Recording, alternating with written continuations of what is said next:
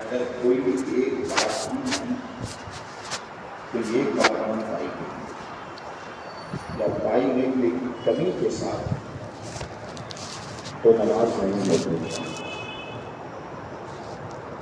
نماز میں 6 باتوں پر اول قیام یعنی کھڑے ہونا۔ جو لوگ کھڑے ہونے کی طاقت رکھتے ہیں ان کے پیر میں کوئی عذر نہیں ہے، ان کے اوپر کھڑے ہو کر نماز پڑھنا یہ فرض ہے۔ نمبر 1 قیام، جس کو کھڑا ہونا بولتے ہیں عربی میں قیام۔ نمبر 2 قراءت، قرآن مقدس کی تلاوت ہے۔ ہر رکعت میں فرض کی جو رکعتیں ہیں اس کی پہلی والی 2 رکعتوں میں 4 رکعت جو فرض کی نماز ہے اس میں سورہ فاتحہ کا پڑھنا یہ واجب ہے، اور کسی اور سورت کا ملانا اس کے ساتھ یہ فرض ہے۔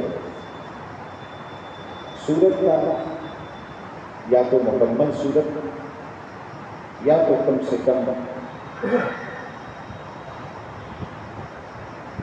کوئی چھوٹی سورت یا ایک ہی آیت ہے جو کسی چھوٹی سورت کے برابر ہے، ایک آیت کی تلاوت کرنا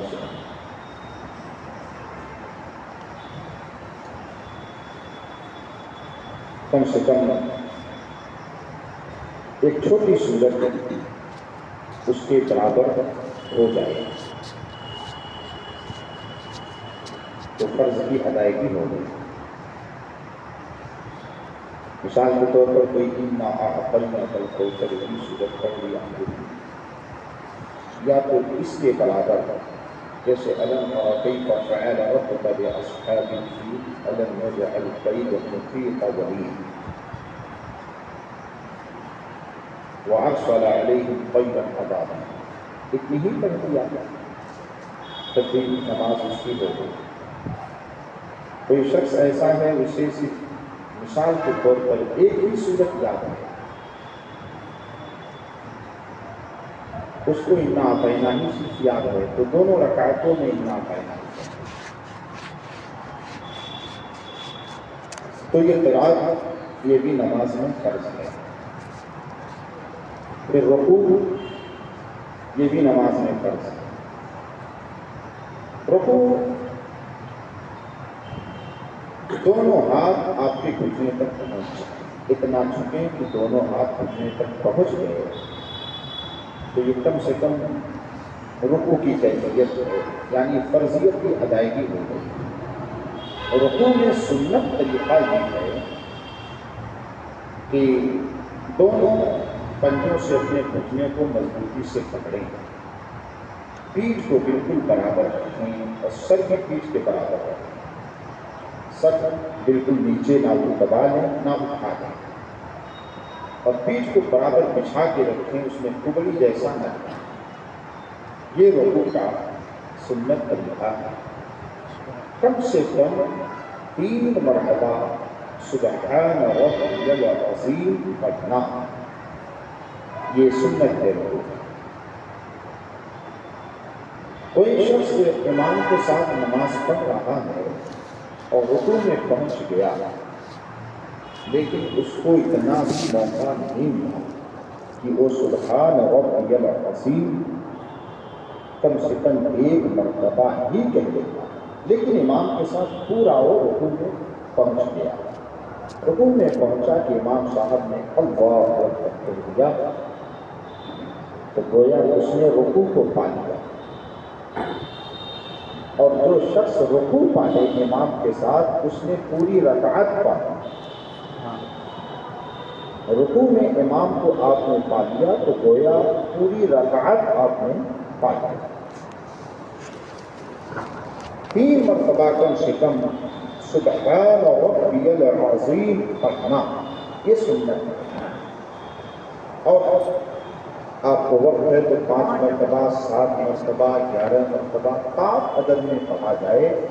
اللہ تبارک و تعالیٰ طاق عدد کو پسند فرماتا ہے۔ اللہ تبارک رسول اکرم صلی اللہ علیہ وسلم نے ارشاد فرمایا ان اللہ وتر یحب الوتر، اللہ تبارک و تعالیٰ ایک ہے اور پھر وہ اسی طرح طاق عدد کو پسند فرماتا ہے۔ طاق عدد کو آپ سمجھتے ہی ہوں گے، 1 3 5 7 11 9 11 یعنی 2۔ اگر ہم بانٹنا چاہیں اس کو تقسیم ڈیوائڈ کرنا چاہیں تو 2 جگہ برابر برابر نہ بٹے تو یہ طاق عدد ہے۔ تو قیام، قرات، رکوع، سجود، سجدہ، یہ بھی نماز میں فرض ہے، اور نماز میں ہر رکعت میں 2 سجدے فرض ہیں۔ کتنے سجدے؟ 2 سجدے فرض ہیں، تو اس میں بھی بڑی حکمت ہے۔ اللہ تبارک و تعالیٰ کو نماز میں جتنے ارکان ہیں سب سے زیادہ پسندیدہ رکن سجدہ ہے، اس لیے میرے آقا سرور کائنات صلی اللہ علیہ وسلم نے 2 مرتبہ اس کو فرض فرمایا۔ سبحان اللہ، 2 مرتبہ فرض فرمایا، یعنی رسول اکرم صلی اللہ علیہ وسلم ارشاد فرماتے ہیں کہ بندہ سجدے میں ہوتا ہے تو اللہ کے بہت قریب ہو جاتا ہے، اور اللہ تبارک و تعالیٰ بندے کی اس ادا کو، سجدے والی ادا کو بہت پسند فرماتا ہے۔ اس لیے 2 مرتبہ سجدہ کرنا ہر رکعت میں یہ فرض ہے۔ سجدے کی کیفیت، پیشانی اور ناک کی یہ نرم ہڈی کا جمنا، پیشانی کا جمنا سجدے میں یہ فرض ہے، اور ناک کی جو نرم ہڈی ہے اس کا لگنا یہ واجب ہے۔